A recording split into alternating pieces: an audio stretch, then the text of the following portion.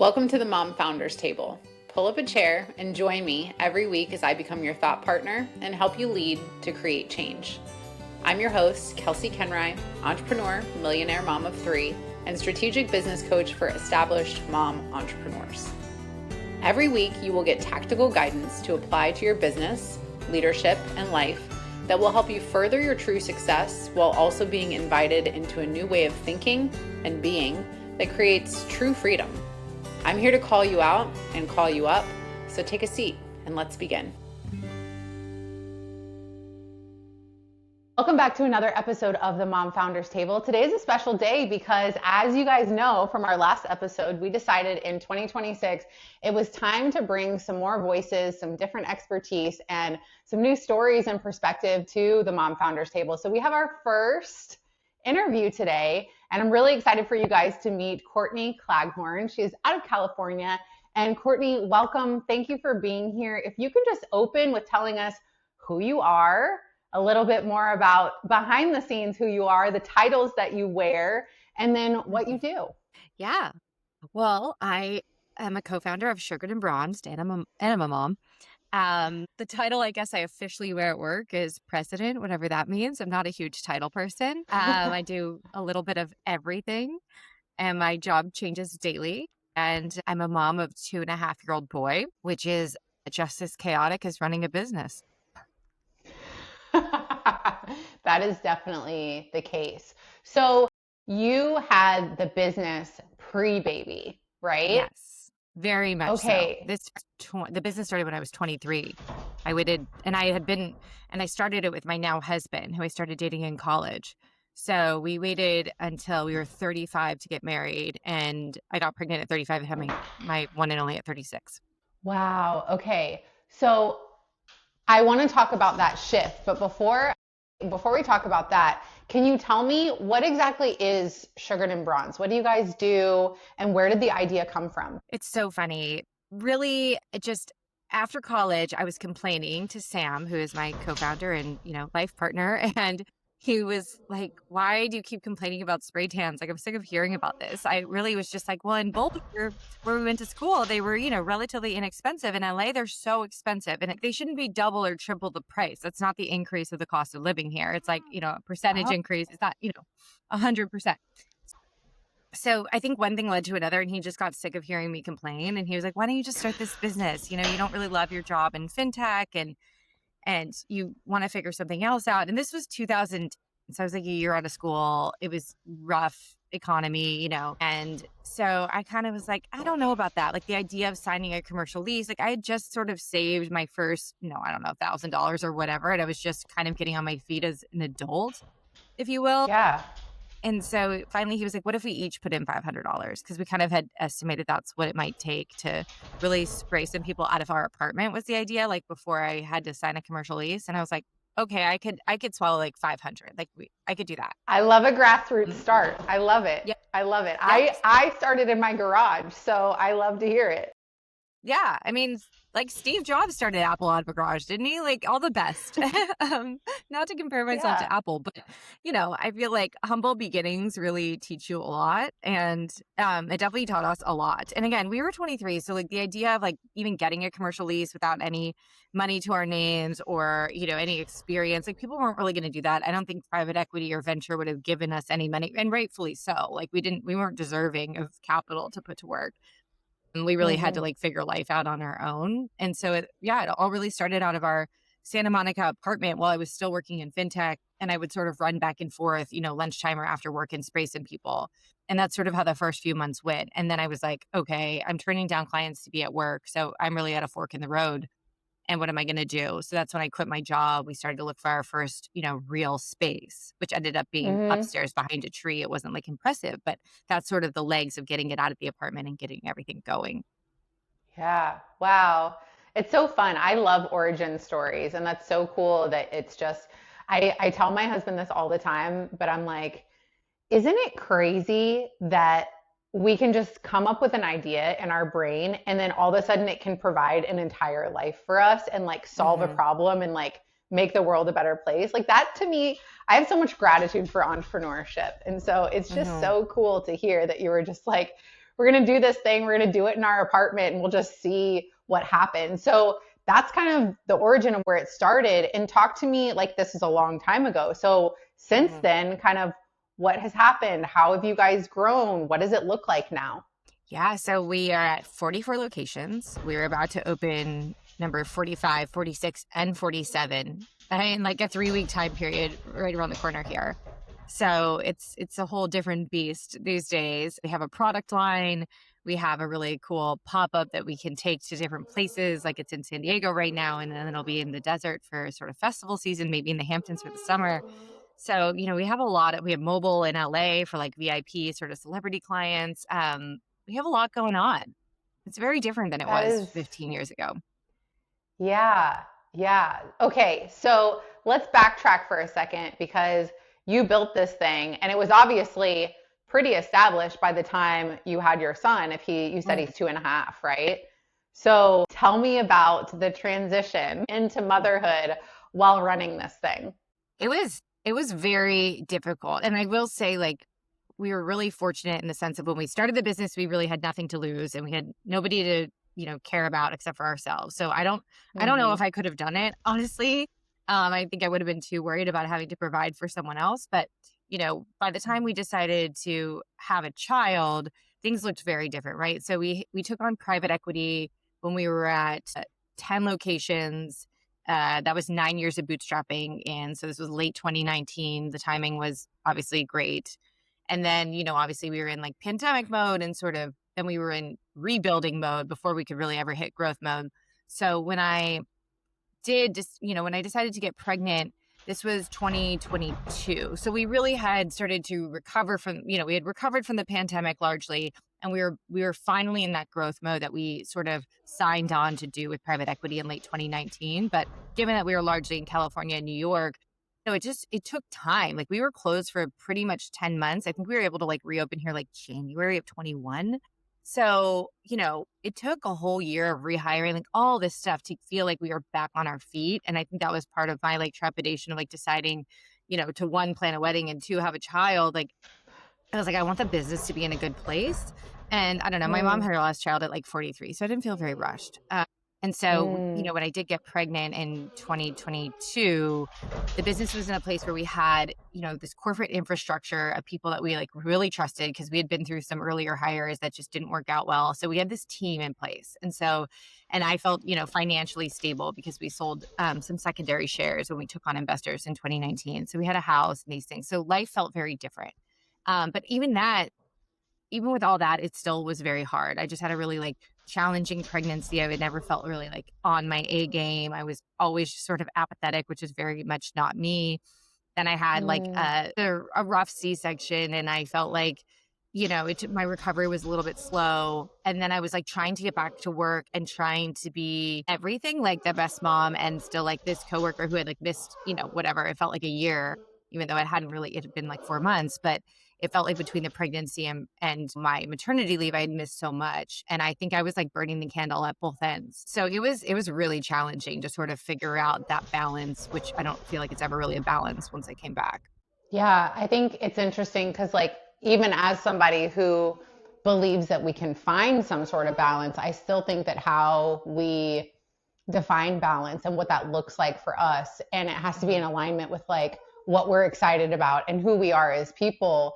And I'm curious to know, like, looking back now, is there anything that you feel like you would have done differently in that transition? I mean, sure, hindsight is 2020, but I'm also like a big believer in like what happened for a reason and where do we go from here? So everything ultimately got me to the place where I needed to be. There's a lot of things you just can't plan for. So I don't know. Like, I don't know how I would have had an easier pregnancy or postpartum. Maybe it was just more acceptance of like I was going to be different and life was going to be different. Like I wanted to sort of like be back at work and feel like that was exactly the same. And I had all the same countless hours to put in and I had all the time to work out and get my body back. And I had all the time to be a good parent. And it just felt like it didn't all fit into one day. And so I think acceptance was the biggest probably change in that of like, okay, I'm not always going to get to work out every day. I can't work till 9 p.m. Some days I have to go travel for work and I'm not going to be a present parent. Like something always sort of has to give. Yeah. And I think that that's a key component, right? Is like making the choice of like, what are we sacrificing? Right? Because I Mhm. think the idea that like we can have it all is a true concept, but in the same sense, it's like, what does that mean? Because we can't have it all at once. Right. Right. So where are we putting our priorities? Like I think as moms, we carry so much guilt because we have this expectation, right? Because Mhm. expectations and acceptance go so much together where it's like, well, I thought that after I became a mom, since I had the business like this, that it would go back to looking like this. And then we're like, well, holy shit, it doesn't look anything like this. And now there's like Mhm. mom guilt. And now it's like there's more logistical moving parts. And so it's always interesting to hear just kind of what the transition like taught you as well. And I too believe that like I'm somebody who I love like learning from my failures. Like I will throw myself into things and experiment before I'm teaching my clients anything. I'm like, all right, well, let me give it a shot. And so I Mhm. love that you have that mentality. And so now like looking forward from that, how do you with being in growth mode, with having all these locations, with leading this really big business, how do you have time for yourself and time for your son and time for your marriage? Is that something that you do have, or is it something you feel like is a continuous work in progress? I mean, I think I definitely carve out time for, for example, we have a lot of help. We're really fortunate with that. We have an au pair who does 5 days, and then a nanny who does a couple like mornings, kind of a thing. Like, so weekend mornings, we have some help, or if we, I don't know, need a date night Saturday night, like we do have a lot of help. So that's really great. And I think Mm, that helps me carve out time for myself. So in the mornings, I'm just not a morning person, and my husband isn't either. So we don't do mornings like with our son. And not that I don't see him and say hi to him, but like I need to get up and like do some breath work, usually a cold plunge, and like work out and feel ready for the workday. And we work from home like half the time. So I still feel like, oh, I get to like stop in, see him. It's not like I wake up and I don't see him till 5:30 or something like that. So I feel really fortunate in that way. But that does give me sort of the time to myself that's not work and that's not parenting. And then, after work, we put our son to bed late. Like a lot of people, come home from work and maybe they've already done the mornings with their kids and their kids go down at 7. That doesn't work for us as, night owls. So he goes down at 9. Like it's been that way forever. hmm Maybe it was like 8:30 when he was a little younger, but yeah, so we have the evening with him and that feels really good to us. So I do feel like I make time, probably our marriage takes a back seat when it comes to like, oh, we haven't really seen him all week. We're not gonna like leave him again on a Saturday night unless we have like a birthday or something to go to. But that being said, like next week we're going skiing together and he's staying with my mom and stepdad. So we will carve out like a trip or something. And like it comes with some mom guilt of like, oh, I'm going to be gone for a few days. But I also think that it's necessary because it's hard to like figure it all out on a week to week basis. But I think if you look at like a month to month or even like quarter to quarter, you're like, oh, I carved out 3 or 5 days with my spouse. So it's like, it's okay if a week doesn't like look like we carved out any time for each other. hmm Yeah, and I think I love like the honesty and the transparency of like when I asked you this question, you're like, oh, we have all of this support, Hmm. like Yeah. because I think that sometimes as women, especially as entrepreneurs, a lot of us, myself included, are very hyper independent, and that's something that a lot of people have, rewarded us for. And it's like, oh, you're really go getter, and you're ambitious, and you are resourceful, and all these things. And it's also like, yeah, but I'm tired and I want help, and now I'm afraid to ask for it because I feel guilty when I do. So I love that you just brought that to the table of like, I'm able to do what I'm able to do because I've made my schedule this way. I've asked for the support. I've built the resources needed. And I think that people need to hear that and need to give themselves permission to do that because we can't do it by ourselves. No, I mean, I truly don't understand. I mean, I would have to probably, one, I couldn't work if I didn't have the support, but even just having like the hours outside of work that's how I feel like I'm a nice patient mom. Like if I was just like work to parenting all the time and there was no buffer, I don't think I would be so patient. Like that would be a real challenge. So it's nice to have, especially someone who lives with us. And it's just like, again, we feel like we're there and we're around him, even if we're on our laptop sometimes or whatever. It feels hmm like we're sort of doing our best to sort of balance it all.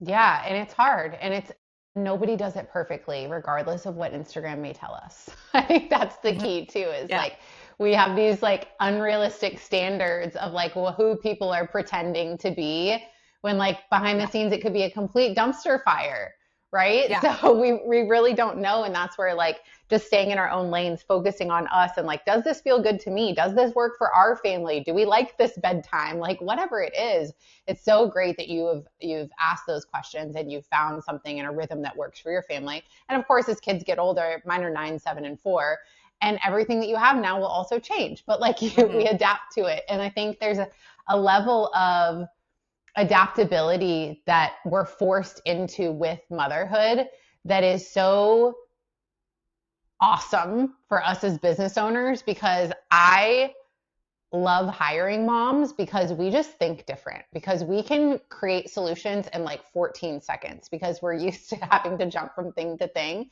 So have you found since becoming a mom that it's actually strengthened the way that you lead? I mean, probably. I feel like everything with life experience sort of strengthens the way, you operate in a lot of ways, including lead. Yeah. I mean, it just continues to like force my brain into, like you said, problem solving. Like that's owning a business. It's being a parent. It's, using your intuition. It's all the things. So yeah, I mean, it's only made me, even though at times it's felt much more challenging, I think it's only, enhanced who I am as a person for sure.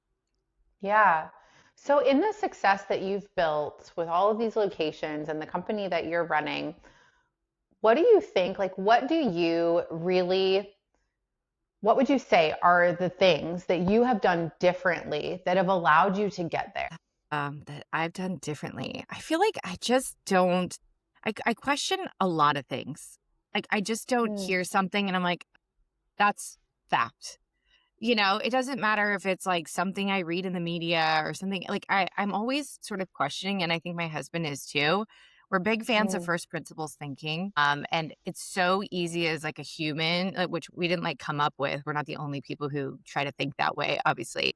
I'm not a philosopher, but I think that a lot of times as human and in myself included, our natural inclination is to be like, oh, well, something's done that way and that's like for a reason. And I catch myself all the time in meetings or whatever. I'm like, let's back up first principles. Let's boil this down to like our basic truths and let's like rebuild. And that sort of reorients me a lot and the team. And I think that's really helpful. And just questioning. Like I think so many times, you're on the it could be a GC, it could be a vendor for product overseas. It's going to be X amount of time.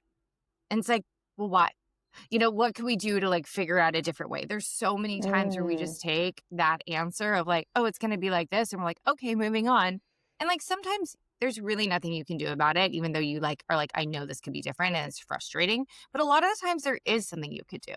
You're like, Mm, well, what if it's like, again, like being a parent, you're like, well, what if I got this done while I do this? Like, how can I yeah. optimize my day for efficiency, which I've always tried to do to the point where I think like has driven me mad at times for sure. Like there's a fine line of like always trying to optimize and sometimes just being and allowing, which I really struggle with. But yeah, I mean, there's a lot of that where I think the average person is just conditioned to sort of accept that. And I think about it so much, especially when it comes to parenting.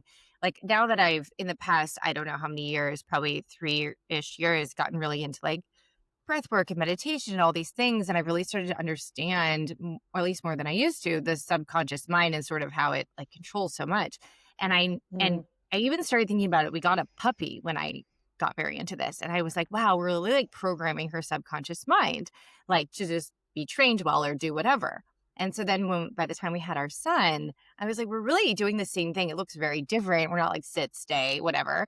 But we are programming his subconscious mind. We're just more complex as humans than we are, than dogs are. And mm, so I think a lot of it is like we're told as children, like, you need to like listen to your parents and if they no means no. And because I said so. And I catch myself doing those things too, because we are like trying to keep them safe. And so, I'm trying to find this balance in parenting of like encouraging him to challenge me in a like respectful way so that he challenges the world in the same way. And so we do go mhm. through like this sort of mantra a lot when he's just like, I want something. And I'm like, here's why. And I try to explain it. And I'm like, what's your one job? And it's like to listen. And what's my one job? And that's to keep you safe. So like, we do kind of go back to that place. But I'm like, sometimes as a parent, our natural inclination is just like, oh, you want to take a walk and it's dinner time, or you want to have your bottle here, or like, no, no, no. It's like, you just like by way. And then I'm like, sometimes I'm like, what he's asking for is actually reasonable. So I'm now trying, now that he's very like super communicative, I'm like, why do you want that? And a lot of times he'll be like, because that's what I want. And I'm like, that's not a reason. Like, if you can explain to me why you want something in a, like a logical way and you're not whining, I'll reconsider. And like, sometimes the answer is still going to be no, but sometimes like maybe mom's idea wasn't that great. And like, so how do you, challenge that, but still be like a respectful kid, So I've Yeah. been thinking about a lot about that as a parent.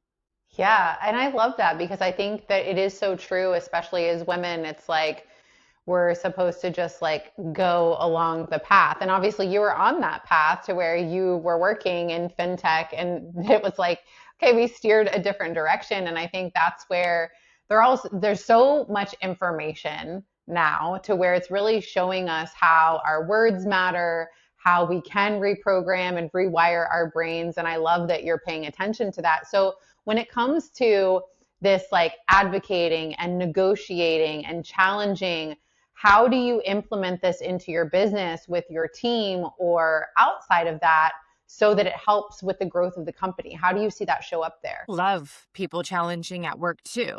And I love Mm-hmm. a healthy debate. Like, just because I said something or Sam said something, I mean, ultimately, we can put our foot down, and we have, if like Sure. we're like, just trust me, I've been through this before. I've explained it to you many times, and this is how it's going to go, even if you disagree. And like, there are those moments. But a lot of the time, a team member does have a good idea or a better idea. I mean, the idea when we hire people is that they're better than us. So, like, if it was always my way or the highway, I wouldn't be doing a very good job hiring my team. Like, I want them to Mm. have better ideas than me. I want them to challenge me. So, it's a balance. Like, I really, and I think both Sam and I, we're not people who get off on like power or, again, my way or the highway sort of thing. That's like, I could care less whose idea it is. Like, the best idea in the room wins. I am actually happier when it's not mine, because I'm like, oh, that's nice. Because Yeah. for so long we did it alone. Like, it was really like Sam, myself, his cousin Rachel, and my mom. And there was like the four of us, and maybe we hired like a fifth person on the corporate team at some point. So we had like 5 or 6 by the time we like raised money. And that, it felt like so much of it where we were just like all kind of like divide and conquer. We all did our own thing. We came together for like one weekly meeting, and it felt like the world sort of sat on our shoulders a lot. And it was always had to be our idea. So now it's like such a relief when it's like someone else thinks of something. It's so nice to have a team.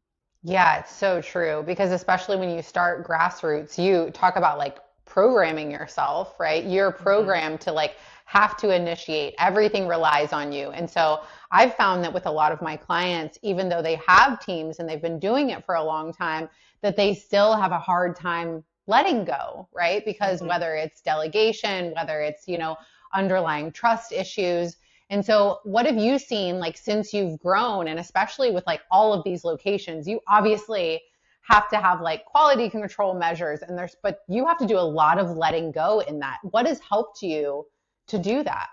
Like, failing at that, I think has helped. Mm, Like, we we hired some sort of, I don't know, it wasn't a team, but a lot of people who had worked together before at various companies, sort of right out of the bat after we raised money and sort of during the COVID crisis, if you will. And um I think we were like kind of excited to let go. Like, it felt like the business was a dumpster fire. It was like we raised this money and now we were closed, and we were like, after 9 years of bootstrapping, they were like, no, no, you stay out of everything. Like, I've got it. And I think part of us we were like, oh, okay, that's like really nice, because this business feels really sad right now. And within a couple months, I saw the business just taking a totally different turn. And especially because it almost had been burned to the ground. It felt like it was being rebuilt in a different way. And it was like, mhm. oh, hold up. Like, we need to like get back in there, clean everything up, rebuild it our way. And so it was like, then it was like this uber fear of letting go, because it felt like we did that and everything went to, hell in a handbasket. And Yep. we got back in there, and I think we like held on to everything very tightly. And then it was like, okay, but what if we hire the right people and we learn from our mistakes, and we hire people that we really trust? Maybe we find them through like more of a referral network, like different types of things. And so, now I feel really good about letting go. But it was like we stayed really close to those people that we hired then. And then we were like, watched it. Like, okay, you got this, you got this. Now I feel comfortable letting that go and that go versus like someone Mm. coming on board and like, okay, see ya. Yeah, I think that is, and I love, again, just the honesty of like, well, first we failed at that because Mhm. that does happen is like you see this trajectory for female founders where it's like, we built this, it's awesome. Okay, it's growing really fast. We need some extra hands. I'm buried. And because we hire when we're buried, then we're missing details. We're not delegating appropriately. We don't have processes built. There's no quality control. Then it goes left. And then we're Mhm. like, shit, now I have to fix it all. So then we throw Yeah. ourselves back in, but now we have trust issues. And so Mhm. it's if anything, it's reassurance to you of like, this is like what happened. But Yeah. there's so much learning in that, right? So in now where you guys are and like you having the ability to let go and trust your team, what are some things that you guys have seen that have been really instrumental in being able to continue to grow, especially after like the downturn in the pandemic? Really instrumental. I mean, just having the right people. I think the infrastructure, like the corporate team, we really focus on will over skill. We're willing to take people who haven't done that exact job, but like have, Mm, so much dedication and so want to have so much hustle and really believe in the brand and are excited about it. Having the right people is everything. That's everything. I mean, we are a people business first and foremost, like in our stores and our services that we provide. So, from day one, you know, it was like hiring in the stores was all people centric. It was all based on personality. Like no one knew how to spray tan or sugar. Like we weren't hiring for a resume. I mean, yeah. I did like to see if like people had worked in a restaurant. I liked that because that meant they like, especially if they had held a job for a while. But that's all I really could. But we hired a lot of like high schoolers or college, girls who had never had a job before, and that was okay. We really Mm, were just hiring for personality. And even though now, on the corporate team, obviously there's some skill sets and experiences that are really like nice to have or like essential, like our accountant needs to be a CPA or whatever. You can't just hire always for personality, but that still is the core. Like I remember our investors doing some interviews with us earlier on, and they were like, you and Sam, like when you do interviews, you don't really have a list of questions laid out. You're kind of casual. I think they were just trying to give us feedback. And I think, we were relatively young entrepreneurs for like the rest of their portfolio. And I was like, yeah, that's kind of intentional. Like I don't want like an interview to feel scripted. And I frankly, like I can look at their resume and get a gauge for that. And we'll get there later. Like, well, especially if experience or skill set really matters. But I don't want to work with someone, one, that I don't like, because you spend 40 plus hours a week with them, like more than your family mm, usually. Also, if they don't have the right energy and the right attitude, it doesn't like none of their skill set matters to me. So, yeah, the first interview is casual. And so I think we've been really lucky and intentional with the team that we've built, and our workplace is really fun, but everyone feels like they're playing at the craps table. Everyone has each other's back, and there's just so much trust in our team and like that they have with each other. And a lot of people are real friends outside of work. Like some people knew each other before, but then some people met at the office and are real friends. And we really love that. And I think that's everything behind our growth.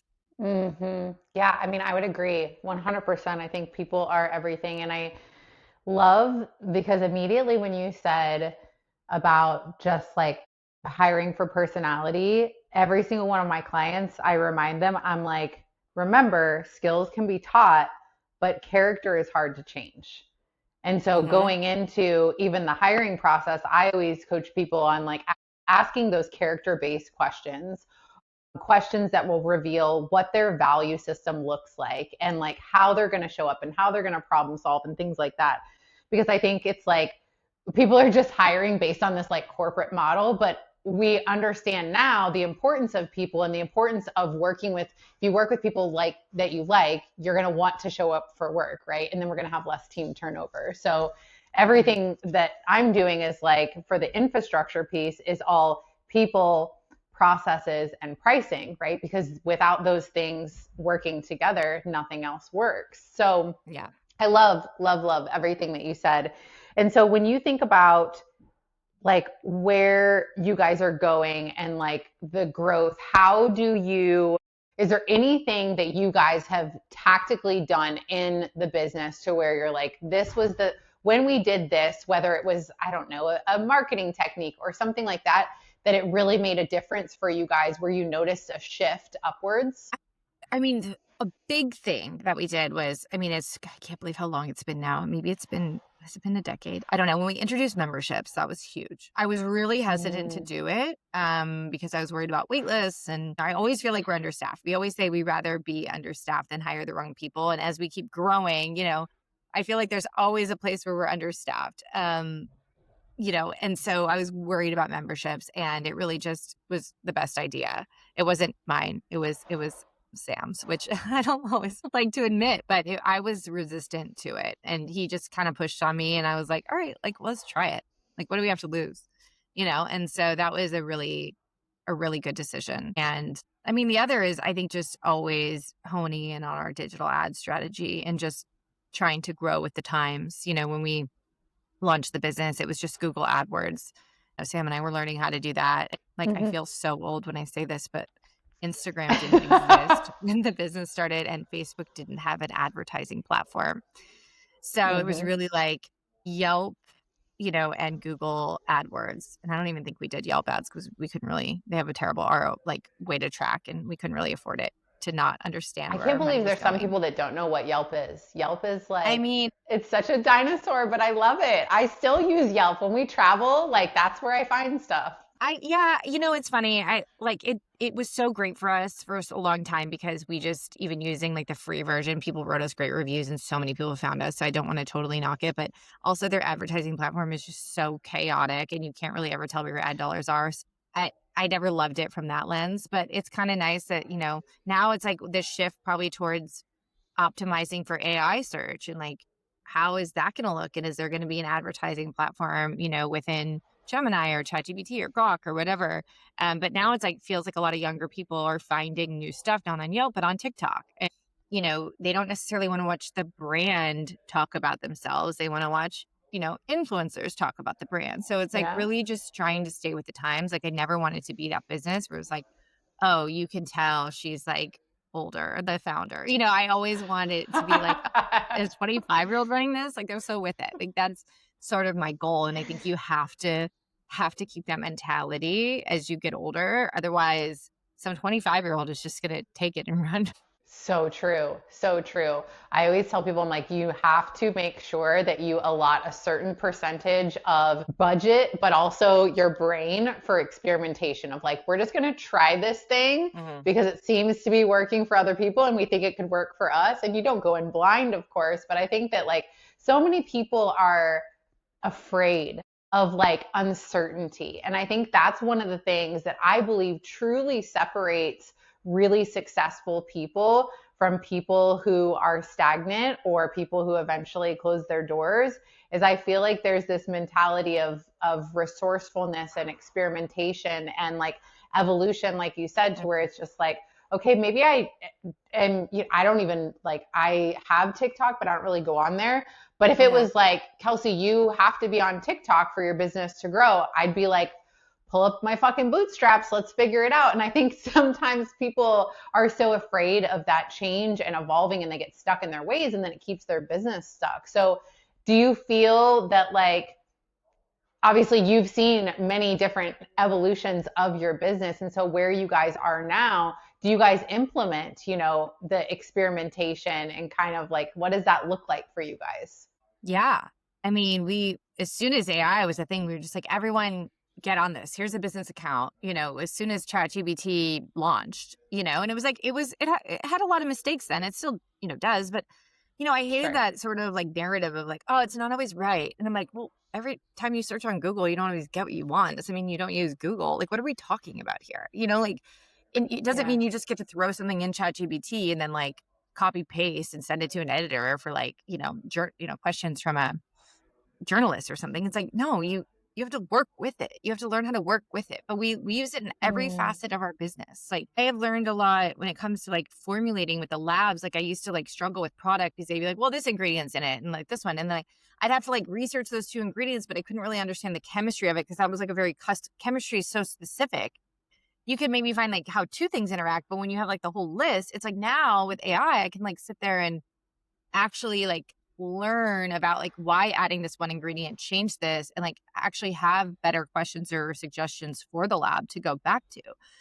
So I feel like it's just in every aspect of our business, we found a way for it to, for us, you know, it's not going away. So we should all learn how to use it. It's like the internet in the 90s. Like if you were like, oh, I'm not going to use the internet. Well, I mean, you're the one sitting on the sidelines then, you know, but yeah, I mean, again, living in curiosity is even something as a parent that I talk to Nolan a lot about. And it's like, you know, from day one, I was like, I'm not dealing with a picky eater. And I don't know if it's genetics or it was just like my aggressiveness when it came to that concept. But like anytime he's like, I'm not going to eat that, even if it's like something I know he loves, you know, toddlers are just crazy. But I'll be like, what do we always say?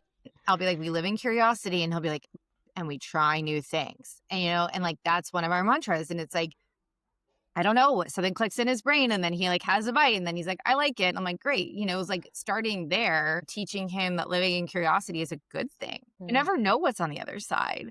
Like, I get the idea of wanting to stay safe and like the devil, you know, and like all of that. And I am guilty of that a lot. But I think you constantly have to like challenge yourself to like live outside your comfort zone and live in the unknown, because I mean, how else do you grow? Mm-hmm. How do you push through that uncertainty when you feel it?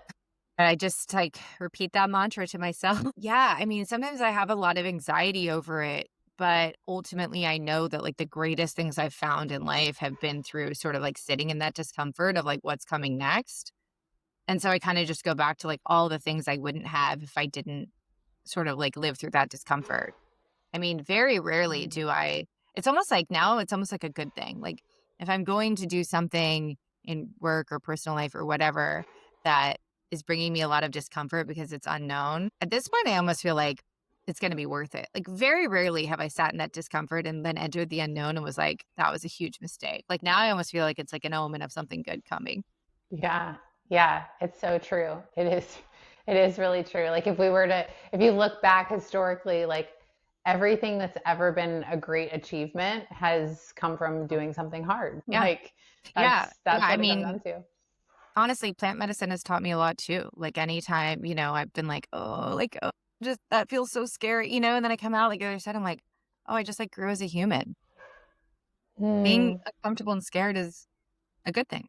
Yeah. Okay. So a couple of things. I think first and foremost, just you've touched on some things that are really associated with our growth, right? Just as business owners, we got to have the right people. We got to lean into like what is happening, keep our finger on the pulse, right? About like what is up and coming. We have to utilize AI. We have to figure out how we can make these things work for our business. When it comes to continuing to scale, right? If you're established, for all my listeners who are in this phase of like, okay, we're established, we want to keep growing.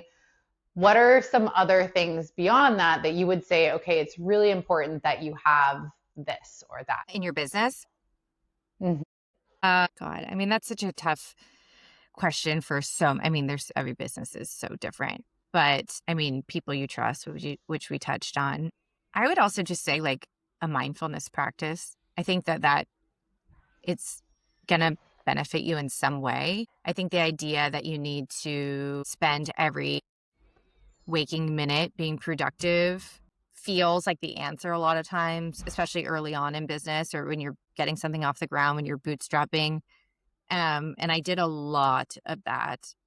And I'm not saying I regret it because it definitely got us to where we are today. But I do think that if I had spent more time finding that mindfulness practice earlier, I probably would have been able to disconnect, zoom out, and see things differently and maybe worked smarter and not harder all the time.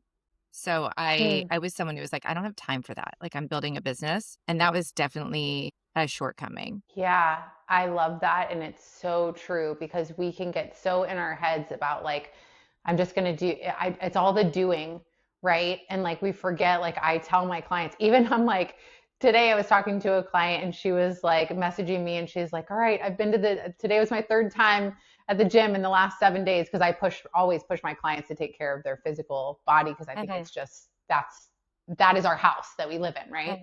So I'm in total agreement with you there. And so my question to you is, what would you say to the woman who is, that's what she's saying right now, is like, okay, I hear you that like I need space and I need to look at from that observational view, but also I'm too busy. So I obviously would totally get that. And I think what I really struggled with was the idea that meditation specifically um, Mm, has like very little benefit early on. Like sometimes like the curve kind of looks very flat. And then once you hit like 10 years of meditating, it's like an exponential curve.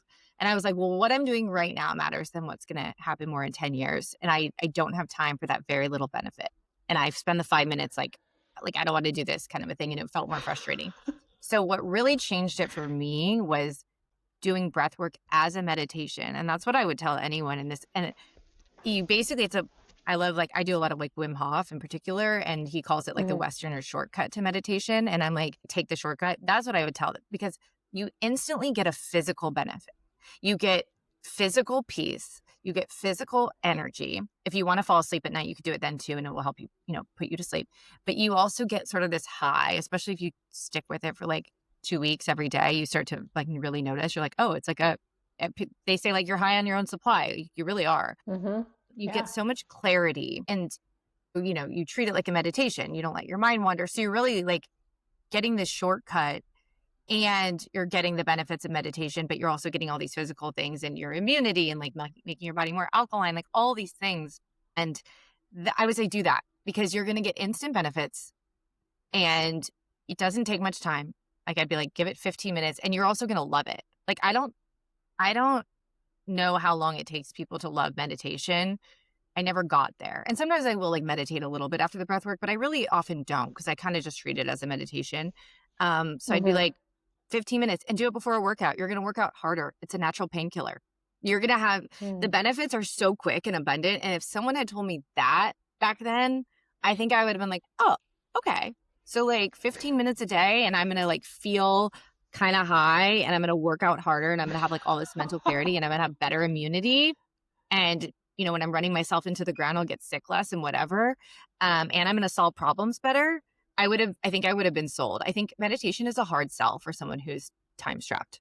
Mm-hmm. I love the reframe on all of that. I'm a big believer in breath work. I also love psilocybin. So I think that mushrooms are life changing for Yeah. people. And just, Like I think literally there's something, life changing. yeah, yes. And I think it's funny because like I don't drink. I think alcohol is poison, but like mushrooms are not that. And so No. anyways, that's a whole, I feel like we could record probably a whole other episode on that. So I want to wrap up here. I think that you've given us so many just things to think about. I love that your take on the tactical pieces of just like implementing AI, like paying attention to, your digital ad strategy or just digital marketing, making sure that you have the right people in place. And then also your emphasis on taking care of yourself and getting that time for yourself, no matter, and getting the support that you need. So I appreciate just all of your insights. So my last question before we hop off here today is, what do you think that moving forward, where we are right now in the climate of entrepreneurship, specifically for women, what would you, if you could give one piece of advice to women to take with them, what would that be? I'm a big believer in like when someone, especially they want to like hone into like, oh, is it harder as a female entrepreneur? And I think there's it can be really great to focus on that, because for so long, like men started businesses and men were doctors and men and whatever. But I think sometimes it's to our detriment. Like sometimes women take it as like, oh, it's like harder for me. And like there's sort of like a more of a victim mentality around it, of like Mm-hmm. this guy said this offensive thing to me in a boardroom, and like all that stuff happens, and I've had it happen to me, but like use it as fuel. Like never use it as like it's harder for me, or like it's funny. Like make it funny, make it like motivating for you. Like all that stuff is only going to make you stronger. Like I mean, and if you listen to anyone who's like really accomplished, like an Oprah or what have you, anything that's like, I mean, people have said some crazy shit to her. And she just like lets it fuel her fire. And like, that's why she's Oprah. She also had like the most challenging childhood, which so many people don't really know all the details of it. If you like really know, you're like, and she easily could have been a victim of so much. And she just like used it all, and made it some sort of superpower. And so I think that would be my suggestion, is just like lean into that stuff that happens and like use it for your own good, or just like laugh. Like, men are like goofy sometimes, like some of them, they're very simple. Sometimes they're very inappropriate. They don't think enough, and which probably balances us out a little bit, honestly. Right. That we overthink everything, but like they say stupid shit. And like sometimes, a lot of people, but it's offensive or it's derogatory. You're like, whatever. I'm like, who cares? Like, you know what I mean? Like, just laugh at them. Life, yeah, it's like, such a good reminder of like, go ahead. I always think like sometimes we take life too seriously. Yeah.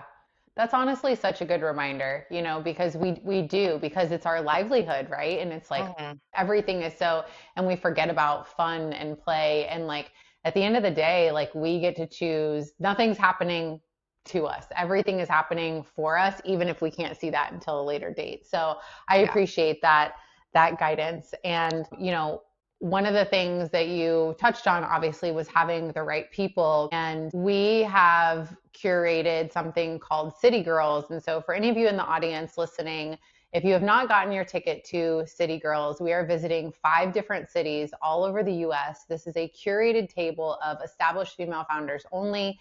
There's only 20 tickets at every location. Some of them are already halfway sold out. And we are doing this because, like Courtney mentioned, having the right people in your business is really, really important, but also being connected and having the right network to where you can have referral partners and collaborations and partnerships. And so we wanted to create a space that would be easier for women to plug in and find those people. So we're going to drop the link in the show notes for tickets for City Girls.